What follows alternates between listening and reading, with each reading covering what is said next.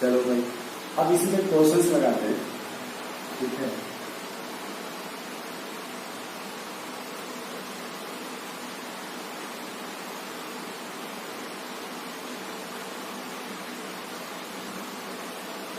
एक क्वेश्चन किया,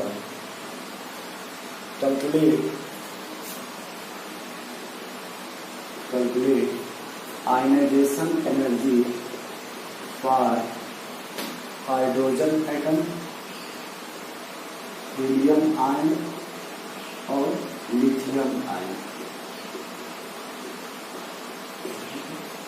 हम लोगों ने अभी फार्मूला जो पढ़ा था, ये देखिए, अगर हाइड्रोजन का निकलना है 13.6 Z², अब यदि H का है तो Z का वैल्यू 1, हाइड्रोजन के लिए Z की वैल्यू 1 होती है, 13.6 इंटू 1 का स्क्वायर, इलेक्ट्रॉन वोल्ट। अगर हमको हीलियम का चाहिए तो 13.6 इंटू 2 का स्क्वायर, और 13.6 इंटू 4, 4 6 या 24, 4 3 या 12, 40, 4 1 या 4, 5, इलेक्ट्रॉन वोल्ट। अगर लिथियम का निकालना 13.6 इंटू 3 का स्क्वायर, 13.6 इंटू 3, 9 6 या 34, 9 3 या 27,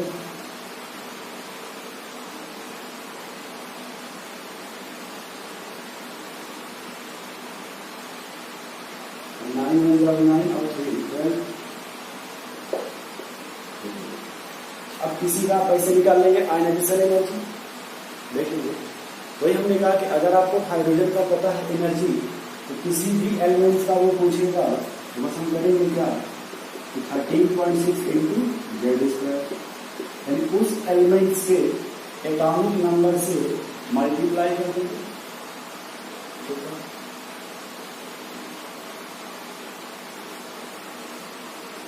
अब देखो, जब भी एनर्जी रिलीज होता है, क्या होता है, रिलीज, एक्सोथर्मिक होगा, और एनर्जी एब्जॉर्ब होगा, उसे एंडोथर्मिक। जैसे देखो, डेल्टा E बराबर पॉजिटिव है, हमको एनर्जी देना पड़ रहा है, एब्जॉर्ब हो रहा है, क्या होगा, एब्जॉर्ब, और इसको बोलेंगे एंडोथर्मिक।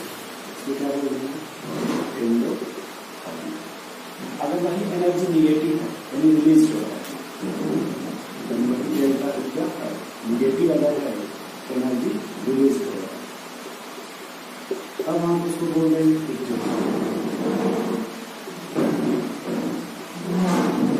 क्या बोल रहे हैं, नेक्स्ट लिखिएगा आयनाइजेशन पोटेंशियल, आयनाइजेशन पोटेंशियल।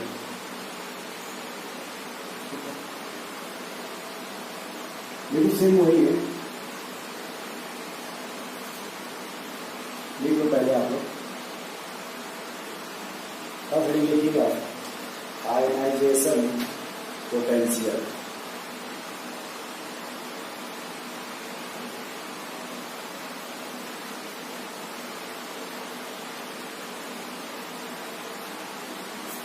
चलिए लिखिए, ध्यान से मुझे काम करेंगे। लिखो 4th number, 4 ionization potential, bracket में आई।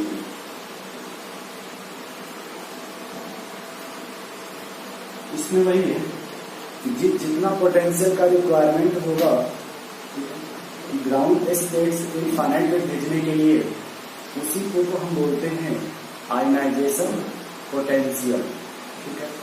जो पोटेंशियल रिक्वायर्ड होता है ग्राउंड स्टेट से इनफाइनाइट में भेजने के लिए, उसी को हम बोलते हैं ionization potential.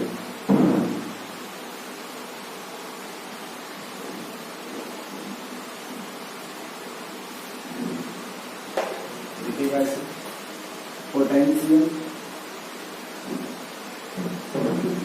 Required to potential required to remove the electron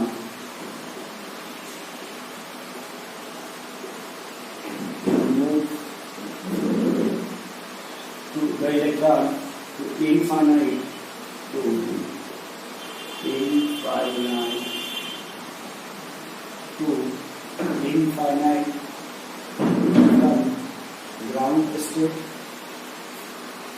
from ground state यदि ग्राउंड स्टेट से इलेक्ट्रॉन्स को इनफाइनाइट में भेजने के लिए जो पोटेंशियल का रिक्वायरमेंट होता है उसी को हम बोलते हैं आयनाइजेशन पोटेंशियल। और इस पे लिखिएगा ionisation potential is equal to 13.6 Z² volt. इसमें देखो ये बड़ा डिफरेंस है, जो आयनाइजेशन एनर्जी है वो 13.6 Z² इलेक्ट्रॉन वोल्ट, ठीक है। बट आयनाइजेशन पोटेंशियल्स में सिर्फ वोल्ट होता है, क्योंकि जो आइंस्टाइन एनर्जी है ना वो चार्ज है। आइंस्टाइन एनर्जी है Z, ठीक है, और इसमें सिर्फ वोल्ट होता है। यूनिट का ध्यान रखिएगा कि जब भी आयनाइजेशन पोटेंशियल आएगा तो वहां पे आपका सिर्फ क्या होगा, वोल्ट। क्योंकि ये देखो जो आयनाइजेशन एनर्जी है इसमें होता है चार्ज इनटू पोटेंशियल। देखो चार्ज इनटू पोटेंशियल, देखो ये चार्ज है वैसे इलेक्ट्रॉन और पोटेंशियल का भी, और यहाँ शिफ्ट क्या है पोटेंशियल, इसलिए इसका यूनिट आंसर पोटेंशियल है ये वोल्ट में होगा। क्योंकि आयनाइजेशन एनर्जी है वो इलेक्ट्रॉन वोल्ट में। यही यहाँ पे इम्पोर्टेंट है आयनाइजेशन पोटेंशियल और आयनाइजेशन एनर्जी, ठीक है। नेक्स्ट हेडिंग लिखिएगा एक्साइटेशन एनर्जी। पांचवा लिखिए एक्साइटेशन एनर्जी।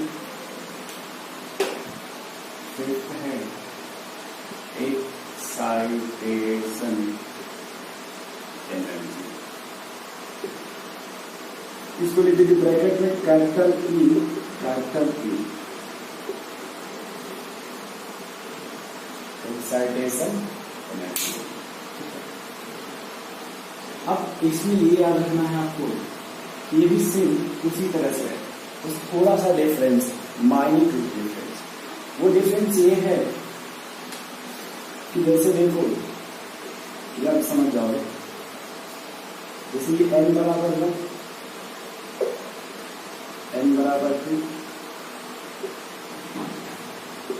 n बराबर 2, n बराबर 4 और n बराबर इनफाइनाइट। तो उसमें ये था आयनाइजेशन एनर्जी में इलेक्ट्रॉन को हम ग्राउंड स्टेट से इनफाइनाइट भेजते हैं, कहाँ भेजते थे, इनफाइनाइट। बट इसमें क्या है कि ग्राउंड से आप कहाँ भेजोगे, 2 में भेज सकते, 3 में, 4 में, बट इनफाइनाइट पे नहीं। उससे पहले भेज सकते बट इनफाइनाइट पे नहीं। इसी को हम बोलते हैं एक्साइटेशन एनर्जी। इलेक्ट्रॉन को आप ग्राउंड से ऊपर भेज सकते बट सिर्फ कहाँ छोड़ सकते, इनफाइनाइट पे नहीं। तो इनफाइनाइट पे भेज दोगे तो क्या हो जाएगा, फिर आयनाइजेशन एनर्जी। ठीक है, तो डिफिनेशन इसका ये डायग्राम छोटा छोटा बना लिया करो आप लोग, ये हो जाएगा आयनाइजेशन एनर्जी, ठीक। बट ये एक्साइटेशन एनर्जी नहीं होगा ऐसे। देखिए इसमें excite the electron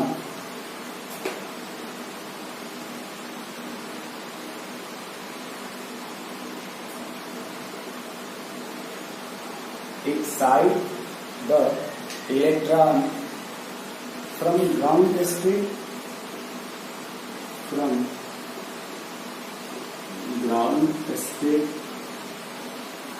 to any other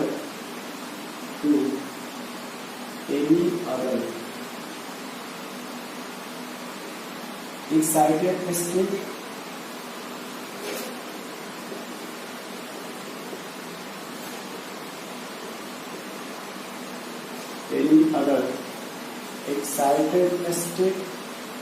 is called as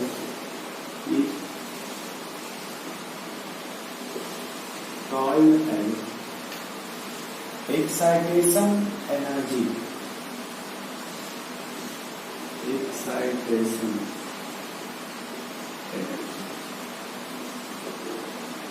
Is called as excitation energy. ठीक है, नोट में लिखिएगा एक्सेप्ट इनफाइनाइट।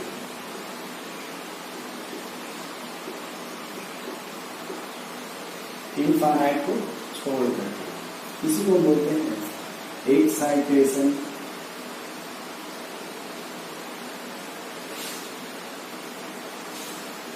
एनर्जी। अब देखो इसमें न्यूमेरिकल कैसे बनेगा, इस पर न्यूमेरिकल कैसे बनेगा, सेम वही फार्मूला।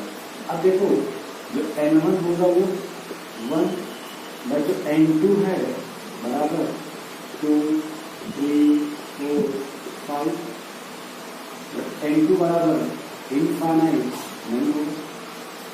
देखो ये फार्मूला डेल्टा ई बराबर plus 13.6 Z square 1 by N1 का स्क्वायर माइनस 1 बाई N2 का स्क्वायर। बोलो भाई, अब आपको एक चीज और पता होगा N1 की वैल्यू कितना है 1, इसको ऐसे लिख सकते डेल्टा ई बराबर 13.6 Z square 1 minus 1 by N2 का स्क्वायर 1 माइनस 1 बाई N2 का स्क्वायर। एनर्जी वही रहेगा इलेक्ट्रॉन वोल्ट। ठीक है, ऐसे क्वेश्चन लिखो। अब इसमें करना क्या, देखो आप जिस एलिमेंट्स के लिए पूछेगा बस जेड का वैल्यू चेंज हो जाएगा। हम करेंगे क्या कि हाइड्रोजन का निकाल करके जेड से मल्टीप्लाई कर देंगे। जैसे एक क्वेश्चन देखो आप, calculate first excitation energy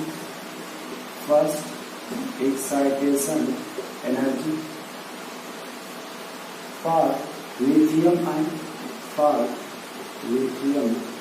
ion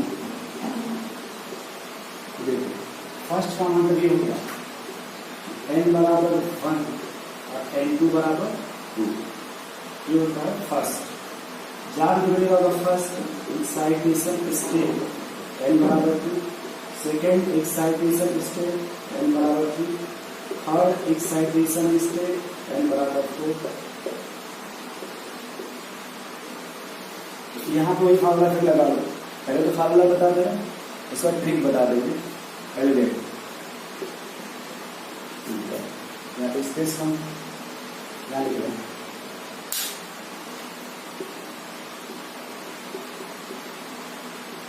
13.6 lithium है ना, 3 का स्क्वायर 1 बाई 1 माइनस 1 बाई 2 का स्क्वायर 4, ये जो 1 बाई 4 बढ़ेगा 3 बाई 4, कितना हो जाएगा 3 बाई 4। तो हम इसको यहाँ लिख सकते हैं, तो यहाँ लिख देंगे 13.6 इंटू 3 इंटू 3 इंटू 3 बाई 4। देखो भाई आप किसी कट कर दो अपने मन से, चलो 4 से इसको काट दो, 4 3 1 3.4 से हम किया 3.4 into 3 into 3, तो 3 3 जा 9 into 3 3 छूट गया into 3, तो 2 3 कहाँ से है? अच्छा ये तो 3/4 है, 3 3 9 फिर 27, तो 3.4 into 27, वैसे ही देखा अगर 30 होता तो 90 हो जाता, अगर 30 होता तो 90 हो जाता, ये अप्रॉक्स आ जाएगा कितना 91.8, 91.8। एक और इसका तरीका देखो कि भाई हम इसको क्या करेगा, तो हाइड्रोजन एटम के लिए निकाल लीजिए पहले N1 बराबर 1, N2 बराबर 2, यही ना। तो पहले हाइड्रोजन का E1 निकाल लीजिए, E1 हो जाएगा 13.6, तो E2 निकाल लीजिए, E2 कितना हो जाएगा -3.4,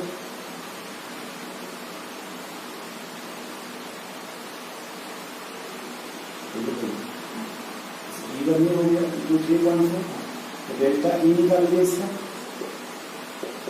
डेल्टा E होगा 10.2 into z square, 10.2 into 9 बराबर हो जाएगा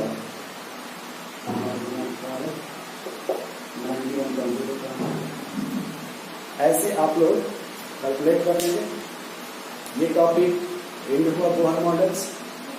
अब हम बाद में पढ़ेंगे नया topic, but Bohr model complete हुआ, नोट कर लीजिए।